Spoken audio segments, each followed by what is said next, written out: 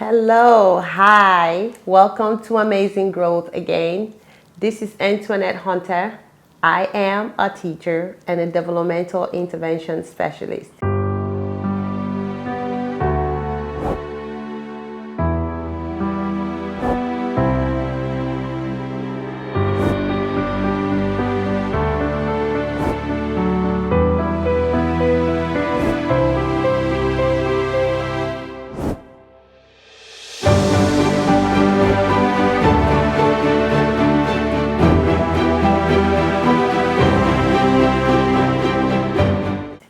If this is your first time tuning into my channel, you are very welcome. On this channel, it's all about educating children and families. I love working with kids, and my world is kids' world. Kids' world is my world.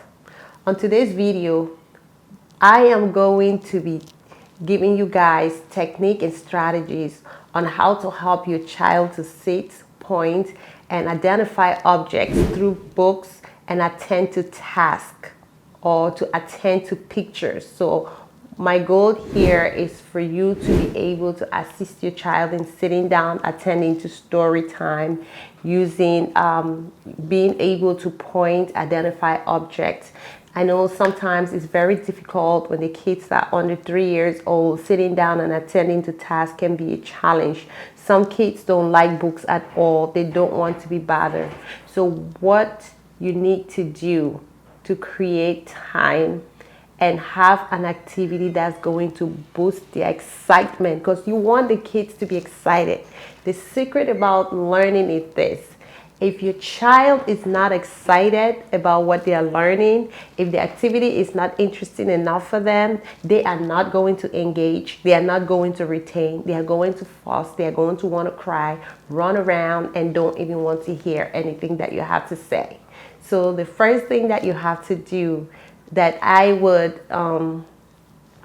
encourage you to do, is to always create that special moment where it's just you and your child, or you and family members sitting down with your child. If you have other children, their siblings, can sit down and create that structured time. Now, if there is distraction with the other sibling, just make time where you can sit with your child and have them engage in activities of common objects. For example, you want them to you want to do puzzle books that involve puzzle. You read books to them where they can actually interact. You want to pair pictures with their objects. You want to hide common objects. You want to create object bags. You want to provide them and demonstrate words to them like, oh, it's danger, and show them what the danger is, because it's going to alert them. One of the things that kids are usually very afraid of is when you turn the hot water on and the cold water. Usually I have it labeled. If I am in the classroom setting, I have the cold water labeled with a smile and the hot water labeled with a frown. That means if you touch it, it's going to burn you. And have them see the difference by opening the water and let them feel it and see the difference. And guess what? They are not going to touch it. Or when you're cooking on the stove and you say hot, reading the book to them that have all those things, and they're able to make connections with what they're doing daily, is going to help them, give them a clear understanding. They'll have a clearer understanding on danger. Another instance is read books on, outdoor play, going outside, and safety, where they get to point and they can make connections of the things that they usually do outside when you guys go out together. So remember, as I was saying about being careful, like educating your child on danger. When you put something out there, you say danger, or you might be reading a book and say danger. That means you have to use visual auditory prompts where they can actually hear and they can see. Like I was saying about the stove, you're going outside, safety in crossing, on crossing the street. It would guide you, and then you want to guide your child in games involving following directions, such as stop, go, and Simon Says. You can have this throughout throughout your activities with the kids on a daily basis. Now, in terms of, you might say, but what has that got to do with book reading? Find and select books that will help the child to make connections. For example, The Very Hungry Caterpillar by Eric Carles, right here. It is one of my favorite children's books.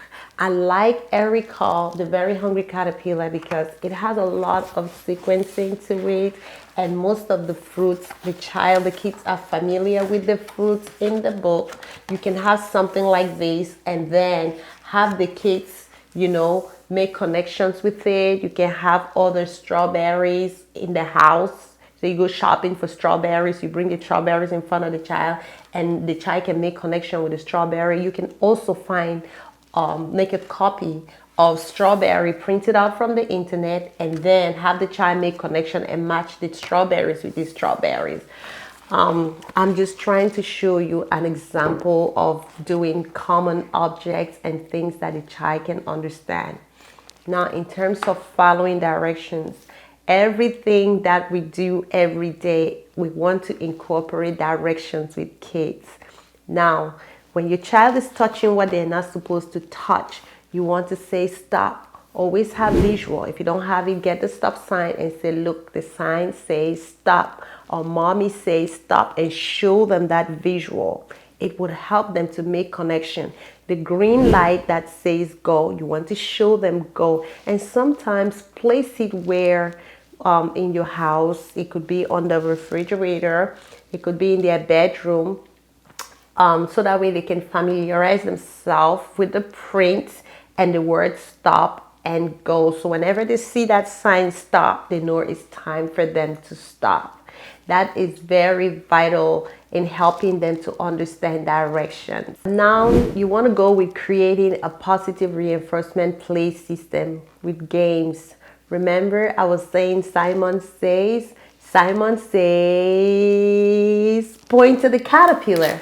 And then they'll point to the caterpillar in the book. Simon says, point to the strawberry. You point to the strawberry in the book. Find books that have very few words and interactive. Sometimes some of the books have Velcro. You can create your own Velcro book where the kids can actually remove pictures and put them back on it.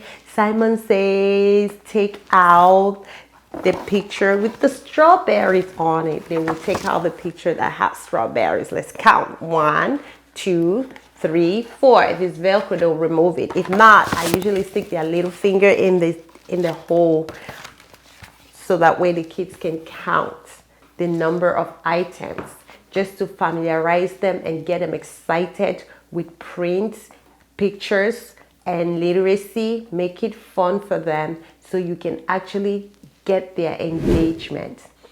Play common games, hide and seek.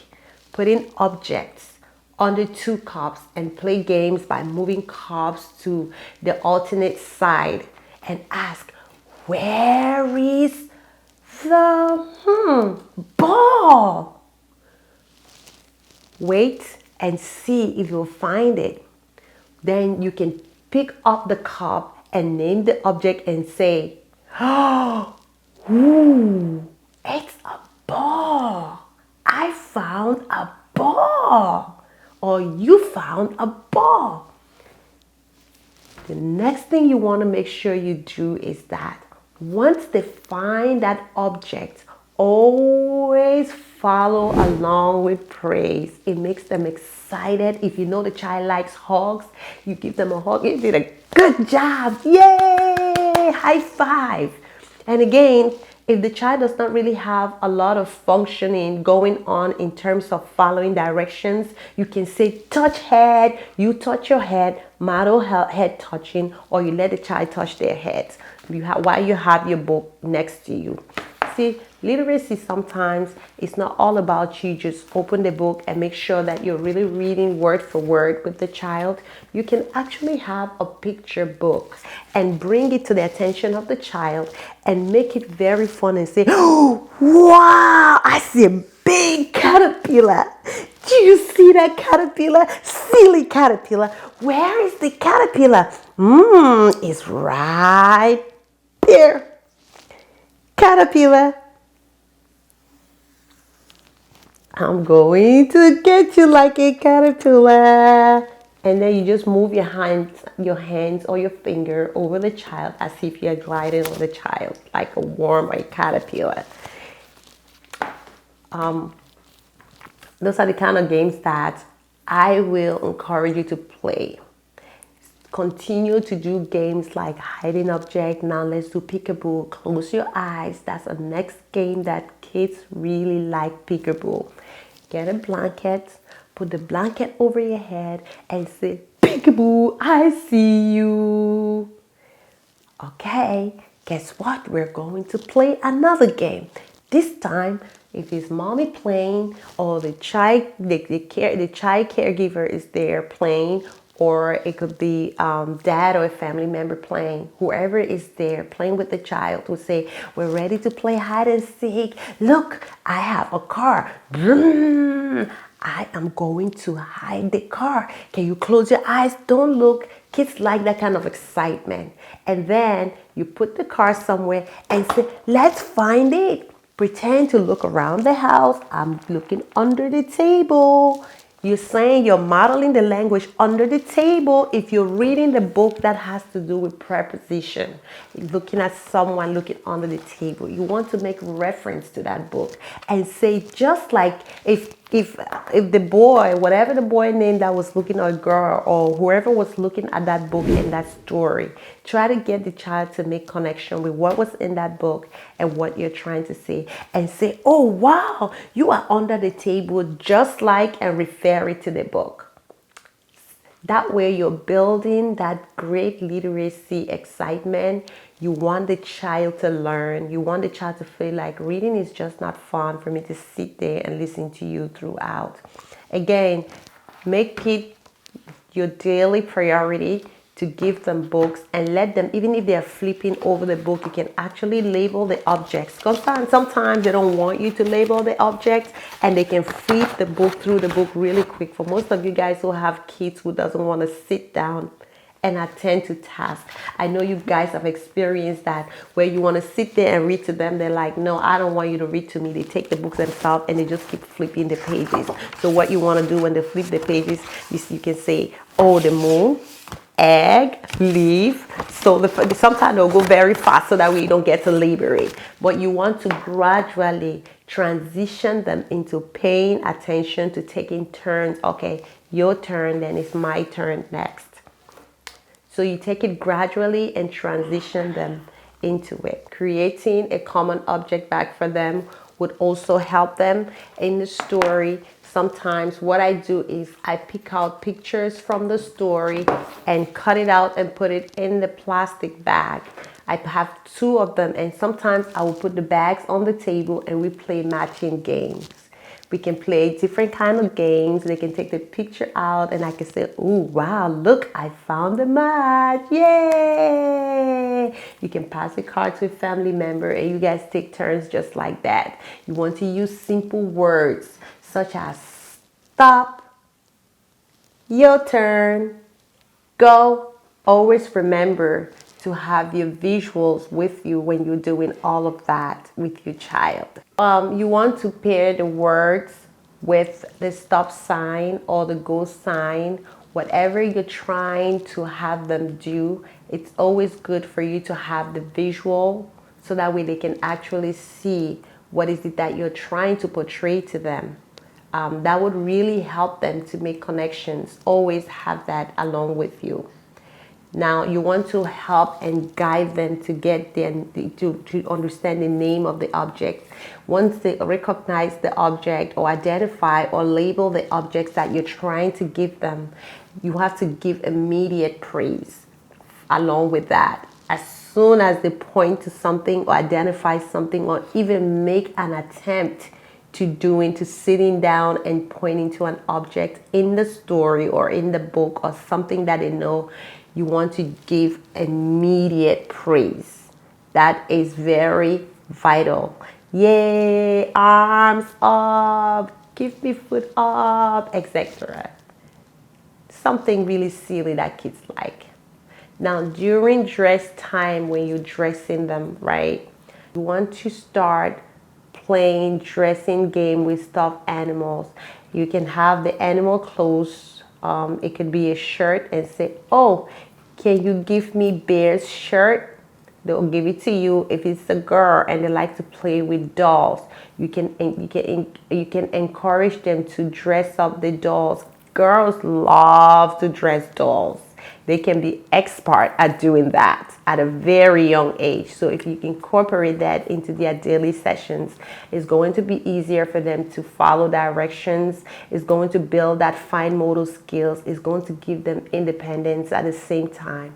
So it's important that you use those little things that your kids like to get them to do what you want them to do. Another thing is kids like to wash things. They like to they would like to give anything a bath because the kids love water. You kind of get a sensory effect from the water. So for kids that like to play with water, you can have their animals, the animals that they can put in the water. You can wash it. And while you're bathing the dolls with your child, you want to learn or try to get them to identify body parts by saying, oh, we're washing the doll belly, wash belly, wash feet, stinky feet, those kind of things. Feet. Let's watch the big dog. Close your eyes closed. Those little things will help them to identify body parts, do it, and so on. Now, when you're done bathing the dolls, you want to the same way that you treat them when you give them a bath. It's the same way you want to treat the dolls. And even if you don't do it that way, they will turn to tell you exactly what they want you to do because everything that you do, they're watching and they're seeing what you're doing. You'll be surprised. You want to start, you place the object, and now if you have other objects during bath time where you want to bathe your child, now not the dolls or animals, you place your child in the bathtub. Put the object inside the water and say, peekaboo, close your eyes, peekaboo, I see you, look what's in the water, I see ducky. Start with, I would recommend that you start with 2 to 3 toys, no more than that. You can have the boat and the duck. The kids like ducks and boat just because of the fact that sometimes they like the quack quack gesture sounds, and they like to put things, they make connections with boats in the water. So you can give those simple things to them. Place objects in bathtubs and name them by placing the object by your face before handing it to the child.